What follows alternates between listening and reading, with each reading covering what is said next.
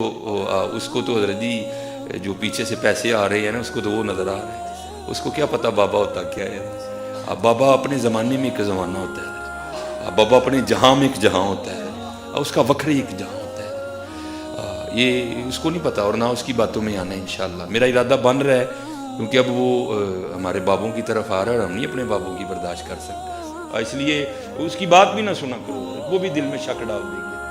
انشاءاللہ بس میں توفیق مانگ رہا ہوں اپنے اللہ سے، بڑی جلدی میں نے انشاءاللہ اس کا رد شروع کرنا ہے۔ ایویں بکواس کر رہا ہے اپنے کمرے میں بیٹھ، اب تو پتہ نہیں کیا ہو رہا ہے۔ نہیں جی اسی تے انج مننا ہے، او بھائی انج نہ من جویں وڈیاں نے منے، تو بھی انج ہی من یار، یہ نہ کھیل کھیلنا یار، اپنے چاء اور لاڈ میں اس طرح نہ کر، یہ تیرا چاء لاڈ غلط ہے، تو بھائی اس طرح ہی من جویں انہوں نے منیا یار، نہ کر، نہ امت نو پاؤ، خدا دا واسطہ کہ نہ کرو اس طرح، نہ کرو اس طرح حضرت۔ اور میں بزرگ بیٹھی ہیں، خدا کا واسطہ اپنی سٹیجوں کے رنگ بدلو یار، خدا کا نام لو یار، کیا کرنے نکلے ہو تم؟ میں آپ سب سے بٹھا دوں ایسوں کو نیچے، تھلے بیٹھ، سانو نہ سنا ہے، سانو وہ سنا جڑی وڈے نے لکھی ہے، سانو نہ سنا ہے، نہ اسی تیری سننی، تو اپنا نواں کول ہی رکھ، سانو نہ اپنا نواں دے، تو یہ بدلو بھائی اپنی سٹیجوں کر، بالکل یہ غلط ہو رہا ہے سارا۔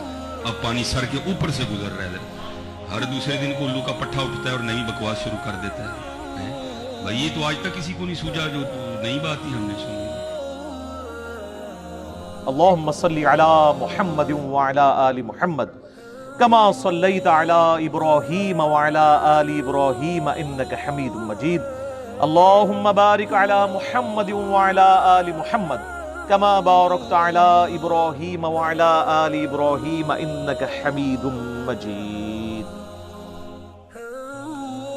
مرنے سے پہلے اے مسلمان کر لے اس پہ غور، کتابوں کا خدا اور ہے، بابوں کا خدا اور۔ میرے بھائیو، یہ جو ہم نے بڑا سافٹ سا سلوگن دیا ہے جس کے اندر قیامت چھپی ہوئی ہے،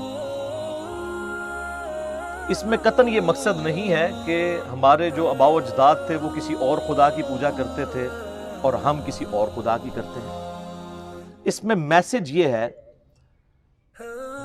کہ ہمارے آباء و اجداد نے، ہمارے بزرگوں نے اکثر اوقات ہمیں اس رب کا تعارف کروایا جس رب کی کوالٹیز ان چیزوں سے بالکل مختلف تھیں جو علم وحی کے ذریعے اللہ نے اپنے محبوب امام کائنات سید الاولین والآخرین شفیع المذنبین رحمت للعالمین سیدنا و مولانا امام اعظم محمد رسول اللہ صلی اللہ علیہ وآلہ وسلم کے ذریعے، کتاب اللہ اور سنت کے ذریعے ہمیں اپنا تعارف کروایا۔ یہ بالکل الگ ہے، ورنہ خدا تو سب کا ایک ہے۔ ہم مسلمان اسے اللہ کہتے ہیں، کوئی اسے بھگوان کہتا ہے، کوئی اسے خدا کہتا ہے، کوئی گاڈ کہتا ہے، اور کوئی سپریم بینگ یا سپر نیچرل ایجنسی کہتا ہے۔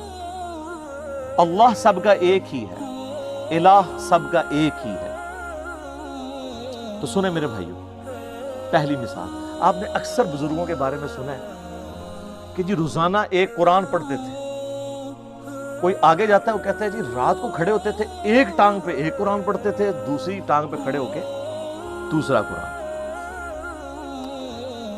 جس نے تھوڑی لمبی چھوڑنی ہوتی ہے وہ کہتے ہیں جی 3 قرآن روز کے۔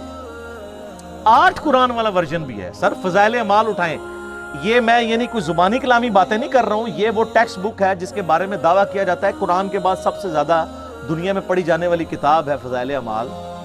میں تبلیغی جماعت سے بڑی محبت کرتا ہوں، آپ کو پتہ ہے، جہاں پہ علمی اختلاف ہے میں ضرور ریکارڈ کروں گا۔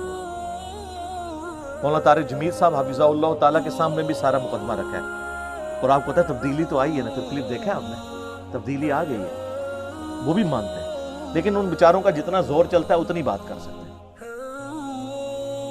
تو یہ فضائل اعمال میں لکھا ہوا ہے میرے بھائی کہ ایک بزرگ تھے روزانہ ایک قرآن پڑھتے تھے، ایک اور بزرگ کا لکھا صاحب کہ وہ 3 قرآن روزانہ پڑھتے تھے، پھر آگے کہتے ہیں 8 قرآن بھی روزانہ پڑھتے تھے، اور پھر لکھا کہ امام ابو حنیفہ رحمہ اللہ تعالی رمضان شریف میں 61 قرآن پڑھتے تھے۔ 61 کی گنتی وہ کہتے ہیں ایک قرآن دن میں ایک رات میں، کتنے ہو گئے؟ 60، اور ایک تراویح بھی۔ ہاں جی، ایک 8 تھا، پھر تاک کرنا تھا نا انہوں نے۔ اب یہ لانا بات ہے جب 29 روزے ہوتے ہوں گے پھر کیا کرتے ہوں گے. تو بہرحال لوگ کہتے ہیں 61 قرآن امام حنیفہ رحمہ اللہ. یہ فضائل مال میں لکھا ہوا ہے سر, ہم جے پی جیز ایڈ کریں گے, ایک ایک چیز کا جے پی جی ڈالیں گے تاکہ آپ ایک بار یہ سوچیں کہ مرنے سے پہلے اے مسلمان کر لے اس پہ غور. کتابوں کا خدا اور ہے, بابوں کا خدا اور. یہ بابوں کا تعارف ہے قرآن کے حوالے سے اور ایک کتابوں کا تعارف ہے. سر جامعہ ترمذی میں حدیث موجود ہے, اللہ کے محبوب صلی اللہ علیہ وآلہ وسلم نے فرمایا جس شخص نے 3 دن سے کم میں قرآن کمپلیٹ کیا, مکمل کیا, اس نے قرآن کے فہم میں سے کچھ بھی حاصل نہیں کیا. یہ ان کو کہہ رہے ہیں جن کو عربی آتی تھی, تو آنو تو عربی آندی بھی کوئی نہیں. جن کو عربی آتی ہے ان کو کہا جا رہا ہے 3 دن سے کم میں قرآن مکمل کیا تو فہم اس کا حاصل ہی نہ کیا.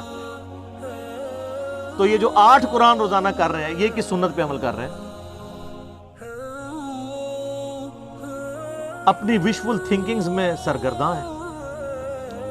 اور اس سے بھی مزے کی بات صحیح مسلم میں حدیث ہے, نبی علیہ السلام نے صحابہ کرام سے فرمایا, یہ حدیث بخاری میں بھی ہے لیکن مسلم میں ڈیٹیل ہے, بخاری مسلم دونوں میں ہے, کہ بھلا بتاؤ تم میں سے کسی شخص کی استطاعت ہے کہ وہ ایک رات میں 1/3 قرآن پڑھ لے, یعنی 10 پارے.